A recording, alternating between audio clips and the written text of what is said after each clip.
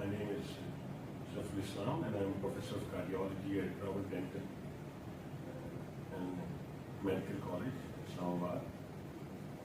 آپ کو معلوم ہے کہ ورلڈ ہارٹ ڈے جو ہے یہ بیسیکلی سال میں ایک دفعہ منایا جاتا ہے اور اس کی اسپرٹ یہ ہے کہ لوگوں کو اویئرنیس دی جائے اباؤٹ دی ہارٹ ڈیزیزز. کہ ہارٹ ڈیزیزز جو ہیں جیسے کہ آپ لوگ جانتے ہیں کہ ہارٹ ڈیزیزز جو ہے یہ لیڈنگ کاز آف ڈیتھ ہے ان اینی سوسائٹی. جو ہے بیسیکلی اگر ہم غور سے دیکھیں تو commonest heart disease is hypertension.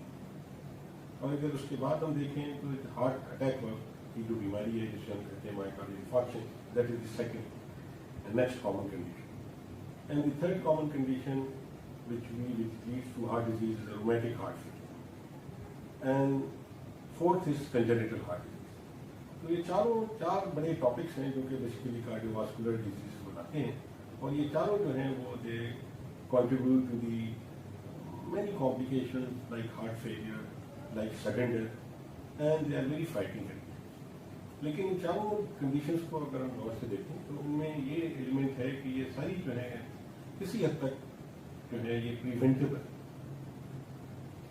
ہے. اگر میں بلڈ پریشر کی ایگزامپل لوں تو اگر ہم دیکھیں کہ لائف اسٹائل موڈیفیکیشن سے اس بیماری کو ڈیلے کیا جا سکتا ہے اور اس کی کمپلیکیشنس کو ٹینز آف ایئرس جو ہے وہ ہم ڈیلے کر سکتے ہیں. And that is how we can prevent the فالج کا جو کمپلیکیشن ہوتی ہے اس سے بھی بچا سکتے ہیں اور اپنے مریضوں کو ہارٹ اٹیک کی بیماری سے بھی بچا سکتے ہیں یا اس کو ڈیلے کر سکتے ہیں.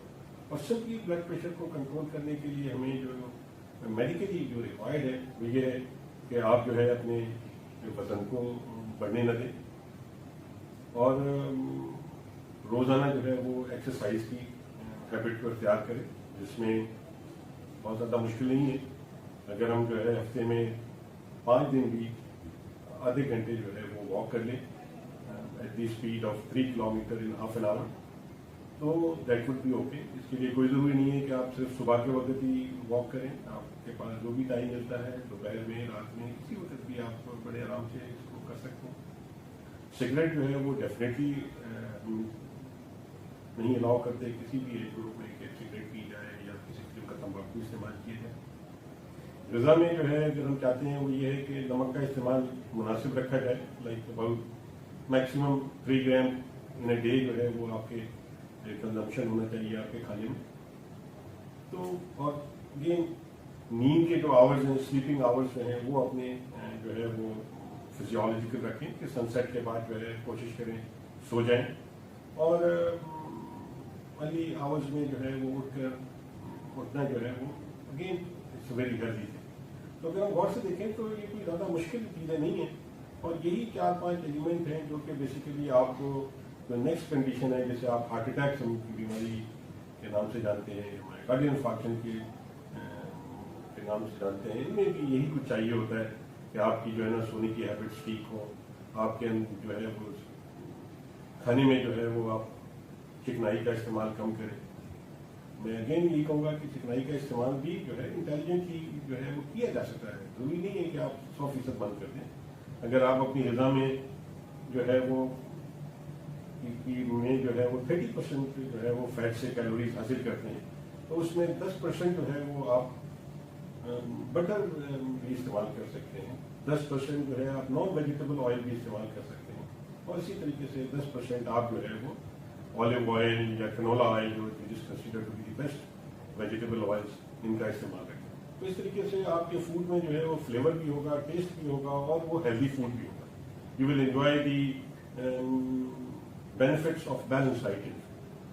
اگین وزن کو کم کرنے کے لیے آپ کو جو ہے وہ میٹھی چیزوں کا استعمال کم کرنا چاہیے اور اگین میں کہوں گا کہ ہارٹ ڈیزیز یا ہارٹ اٹیک سے بچنے کے لیے آپ کو ریگولر ایکسرسائز جو ہے نا اگین وہی روٹین ہے کہ half an hour 5 days a week and covering about 3 kilometers in half an hour and this is what you need to do. تو یہ ایکسرسائز ہو گیا, ڈائٹ ہو گیا. سگریٹ ہارٹ اٹیک کے مریضوں کے لیے انتہائی خطرناک ہے. سگریٹ, تمباکو, نسوار, یہ ساری چیزیں جو ہیں دے آر ڈینجرس اور well known to cause premature disease. تو اس سے بچ جائیں. اسی طریقے سے اگر ہم دیکھیں کہ ہمیں جو ہے وہ تیسری کنڈیشن آتی ہے رومیٹک فیور، جو کہ اگر ہم دیکھیں again it is an infectious disease, again preventable disease. ہم اسے بڑے آرام سے جو ہے وہ پرسنل ہائیجین کو سامنے رکھتے ہوئے، اگر بچوں کی اپنی پرسنل ہائیجین، اوور کراؤڈنگ، یہ وہ چیزیں ہیں جو بیسیکلی رومیٹک فیور کو کرتی ہیں. اب یہ رومیٹک فیور کا پرابلم جو ہے یہ ویسٹرن سوسائٹیز میں کم ہو گیا. اس کی وجہ اگر ہم دیکھیں کہ یہ پرسنل ہائیجین ان کی زیادہ بہتر ہے، اور اوور کراؤڈنگ جو ہے ان کے یہاں جو ہے آپ کو کم نظر آتی ہے. تو یہ دو چیزوں نے جو ہے ریمارکیبل وہ کیا ہے، افیکٹ ڈالا ہے. اور رومیٹک فیور نہ ہونے کی وجہ سے اب ان کے یہاں یہ جو کلاسیکل کنڈیشنز ہوتی ہیں جس میں ویل کی ریپلیسمنٹ ہوتی ہے، یہ ریلیٹیولی وہاں پر کم ہوتی ہے، ویئر ہماری سوسائٹی میں یہ زیادہ ہوتی ہے. Again this is a preventable.